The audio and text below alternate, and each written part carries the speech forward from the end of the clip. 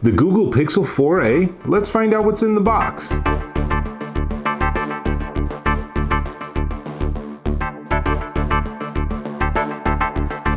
Dave Taylor here, and I'm pretty psyched to get this so early. This is the Google Pixel 4a, and it's their latest generation of affordable budget, they probably don't use the word budget, but affordable Pixel phones. So Google uses the Pixel line to basically test everything in Android. So if you're excited about the opportunity to have like the very latest and greatest version of Android, that's one great reason to have a Pixel phone. Turns out they're really nice phones and they've done a really good job with them. So let's find out what's in the box with the Google Pixel 4a. Now, as I do that with my handy but somewhat dangerous unboxing tool, you always have to have something like this. It actually has little pull things, but pull things, pshaw. We will cut things, right? That is just how we roll here. So I'm going to cut this one, and then I'm going to cut the other side, and then carefully close up our unboxing tool. And this means that we have a box we can open. Now, let me tell you about the Pixel 4a. It's a 5.8-inch screen running at 2340 by 1080. It's an OLED at 443 pixels per inch, and apparently it has a hole punch camera on the front. It is small and light. It is actually a surprisingly lightweight phone here. And on the back, you can see they have the square for 4 cameras, but it looks like there's only actually 1 camera in here, which makes sense because it does have, in fact, just a single camera. So there's trade-offs, but the price of this is crazy low. This is really affordable. Let me just jump to that. It's $349. Now, if you're used to thinking about $800, $900, $1,000 smartphones, this is a whole different world. And of course, it's going to have some trade-offs, but let's see. Hopefully it will turn on. So we're powering up. While we're powering up, I can tell you it has a 3140 milliamp hour battery. It does not support wireless charging, but it does have USB-C charging on the bottom. And then on the top, they have this glorious thing that you might have forgotten about called a 3.5 millimeter AUX or headphone jack. Yay. And it's on top, which is really great. A lot of companies, even the latest Samsung I just looked at, they put their audio jack on the bottom, and I can't really figure that out. So I guess that's just the way they do their circuitry, but seriously, come on. Google, nice job. So while this is starting up, I can tell you it's powered by the Qualcomm Snapdragon 730G. Gives you 6 gig of RAM on board and 128 gig of storage at its most basic configuration.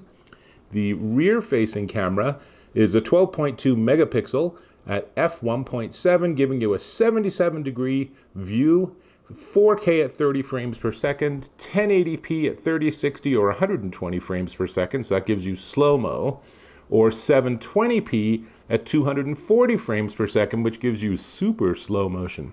The front, there's a little punch in the corner there. Here's a close-up, but the punch gives you the forward-facing camera, and that is an 8 megapixel camera at f2.0, giving you an 84 degree view. So pretty darn nice specs. So I am really excited to actually check it out and give it a review. You will want to come back for that. I will post tons of example videos and photos so you can look at them, but let's continue unboxing. So in the box is a SIM removal tool, which means on one of the edges, somewhere, there is a SIM slot.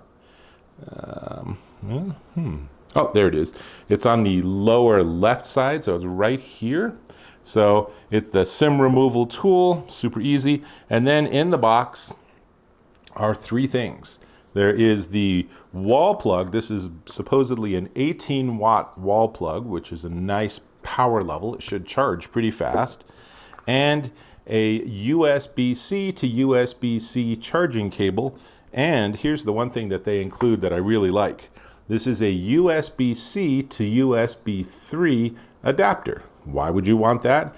Because then you can plug it into the bottom of your phone and you can plug in regular USB accessories and peripherals, depending on what they are. But for a lot of things, this is really what you need and it's just included in the box. So props to Google for doing that, even though it is obviously a brand new phone. And you know, at this point, maybe they don't need to, since this is their low end or their new low end phone, but that's what they got. That's what's in the box. So we have the charger, we have the charging cable, we have the USB-C adapter, we have some paperwork, including a SIM removal tool, we have a cardboard tray, and most importantly, we have, I'm not sure what it's doing here. Oh, it's trying to connect to Wi-Fi. We have the actual Google Pixel 4a. Now, let me tell you, this is not the 5G version. The 5G version will be coming out later in the year.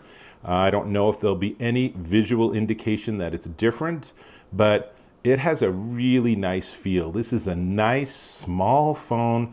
It's light, it's sleek, and assuming I don't drop it and break it, it has what looks like a fingerprint sensor on the very back, smack dab in the middle.